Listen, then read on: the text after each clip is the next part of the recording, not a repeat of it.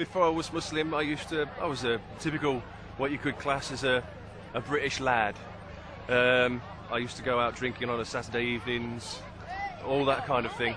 So about 5 years ago, I was going on holiday to Greece, and they have, obviously, you know, when you go to an airport, you've got loads of books in your backpack, ready to go, sit by the side of the swimming pool, large beer, sit there reading, well, you don't know, but you sit there reading your book with a large beer at the side of you, sunbathing, and you've never got too many books. So I thought I'd go to W.H. Smith's and I'll pick up a nice book that I could read, and I couldn't find anything. I got my rucksack on my back, and as I turned around to leave, I knocked a bookshelf and all the books fell off, and not want to be a bit awkward, so I picked everything up, and the books were all one book, and it was by a Western author called Barnaby Rogerson, and he wrote a book called An Autobiography of a Prophet Muhammad Islam. And I read the first page, and it looked interesting. I read the second page, took it to the counter, I bought it, and I took it on holiday with me.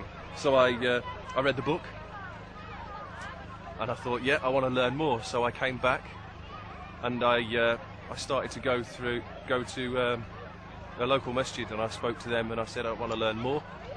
And the elderly imam who took my shahada, he said, well, to tell you the truth, the best way to understand Islam is to become. I didn't think twice about it. I just took my shahada there and then.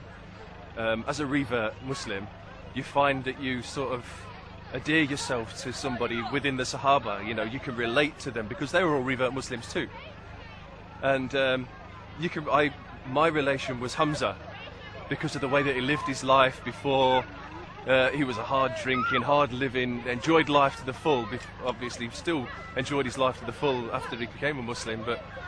And I related a lot to him. So when I went on Hajj, I wanted to go to to see where Uhud, where he died. So I went to the cemetery. They got off the bus, and as I was walking across, it was like I was walking through treacle. I felt so emotional, and tears were just streaming down my face, and I couldn't stop them, and I didn't know why. So I kept going, and as I got off this like sandy patch onto a little paved area, it all went. And I thought, oh, that was strange. And I went to the cemetery. I made my du'as for the martyrs and for Hamza, and made my way back to the bus when they said, come on, it's time to go. Made my way back to the bus, and as I walked across that patch of ground, it happened again. Just crying, looking at me, what's the matter? So I told them, and a Malana that was there next to me, because he translating for me, he said when our Prophet found out that what had happened to his uncle, he just cried, he just wept and wept.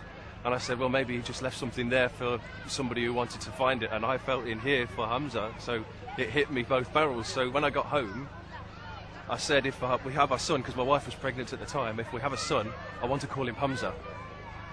And we had a little girl. So obviously, before I went to see my mum, I went onto the internet to see if I could find a female relation of Hamza to give her a second name, and I couldn't find anything. So she said, ask your mum. So I asked my mum, and my mum went away, and a couple of days later she'd gone trawling through the internet, and she said, I found 3 names for you.